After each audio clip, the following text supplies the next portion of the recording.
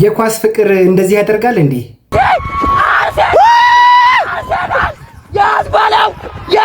ስለነ ሰራዊት ፍቅሬ አዲስ መረጃ። ሰራዊት ፍቅሬ አርቲስት ሰለሞን ቦጋለ፣ ይገረም ደረጀኔና አርቲስት ዳንኤል ተገኝ እንግዲህ እያንዳንዳቸው 500,000 ብር የዋስትና ገንዘብ እንዲያስይዙ ተብሏል። ኢንተርኔት በዓለም አቀፍ ሊዘጋ ነው። ሰዎች በዓለም አቀፍ ደረጃ ኢንተርኔት ሊቋረጥ ነው ወይም ደግሞ በዓለም አቀፍ ደረጃ ኢንተርኔት ሊቆም ነው። ይሄም የሚሆንበት ምክንያት እንግዲህ ዜዶ ማርሻል ጌታቸውና ጆኒን አስጠነቀቀ። ጆኒና ጌታቸው ግሩፓችሁን አየር ላይ እኔ ቪዲዮ ላይ ሪፖርት ከማድረግ አካውንት ዋርኒንግ እስከሚሰጠኝ ከማድረግ ካልተቆጠባችሁ የእናንተ አካውንትም አየር ላይ ይዘጋል ማለት ነው።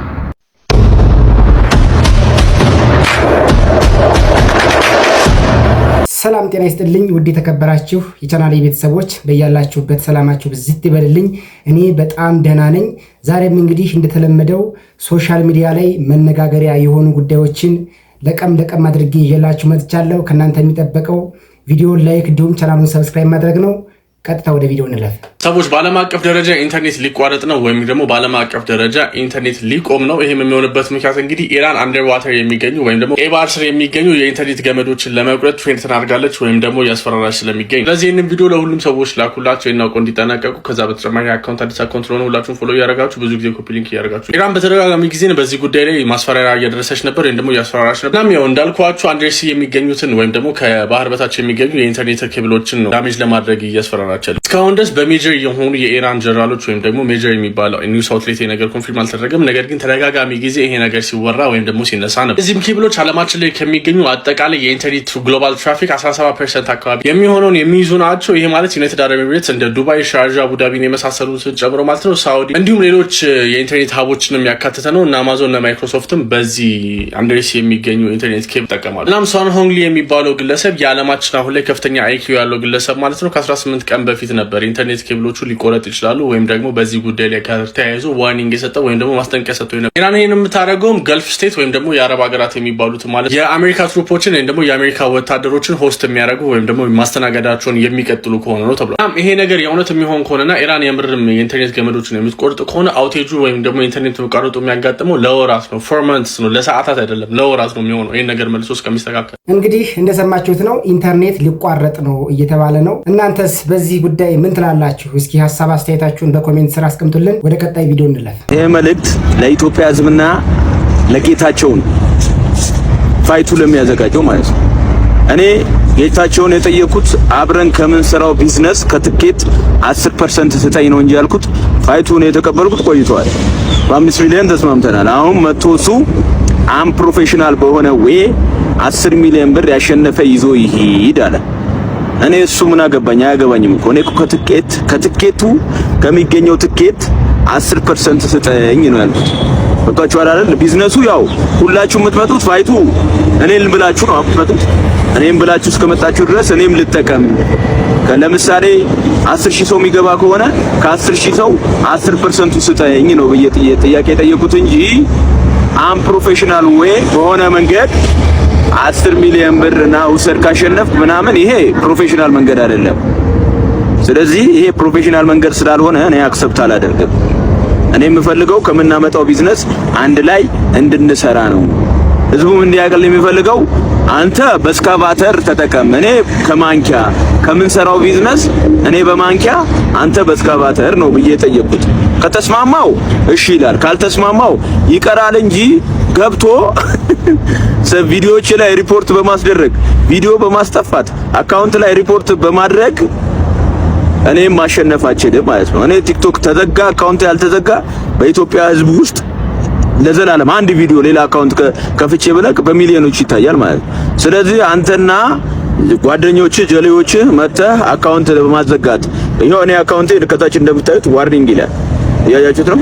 አካውንት በማዘጋት ምንም መፍትሄ አይመጣም ማለት ነው። ቢዝነስ ነው የምንሰራው፣ ምንም ሌላ የሀገር ጉዳይ አይደለም፣ ምን አይደለም። በቢዝነስ ከተስማማን እንስማማለን፣ ካልተስማማን አንስማማም እንጂ እንደ ፈሪ መታ አካውንት ማዘጋት ወይም አካውንት ላይ ሪፖርት ማስደረግ አይደለም። አንተም ጆኒም ሌሎቹም ማለት ነው። ስለዚህ ቢዝነስ ነው፣ ካልተስማማን ይቀራል፣ ከተስማማን ይካሄዳል ማለት ነው። ምንድነው አሁን ይሄ አካውንት ወደ ማዘጋት መምጣት ማለት ነው? ለምን ተቀራ ያለው የኔ አካውንት ግን ክብሬን አስጠብቂያለሁ። ይሄን እንድታቆልኝ ነው ኢትዮጵያ የምፈልገው። የላ ተፈጠረ። እንግዲህ እንደሰማችሁት ነው ዜዶ ማርሻል ካሁን በፊት 10 ሚሊዮን ብር ካልከፈላችሁኝ ፊልሚያ አላደርግም ብሎ ነበረ። አሁን ደግሞ ካሸነፍክ 10 ሚሊዮን ብር እንሰጣለን ብሎት ነበር ጌታቸው። ነገር ግን እኔ ያልኩት 10% ስጦኝ ነው እንጂ ያልኩት 10 ሚሊዮን ብር አልጠየቅኩም። ይሄ አንድ ፕሮፌሽናል ነው ያለ ነው። እንግዲህ እናንተስ በዚህ ላይ ምን ትላላችሁ? በኮሜንት ተሳውቁኝ።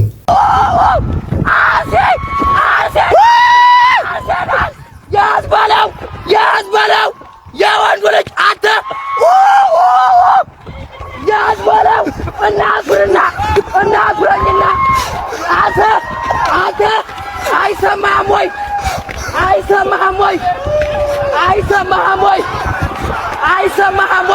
በለው እስኪ ከፍ በል። ያዘው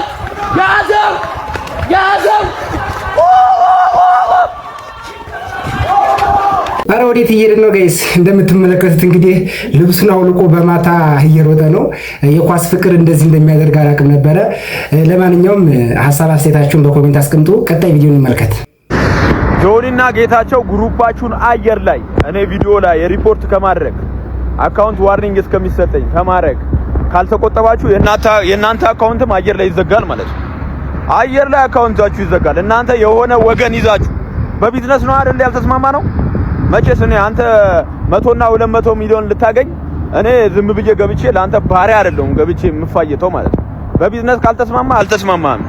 እኔ ቪዲዮ ላይ እየገባችሁ ከ100 በላይ ቪዲዮ ሪፖርት ተደርጎ ተጠፍቷል። እኔ አስመልሼ ነው በራሴ መንገድ ማለት ነው።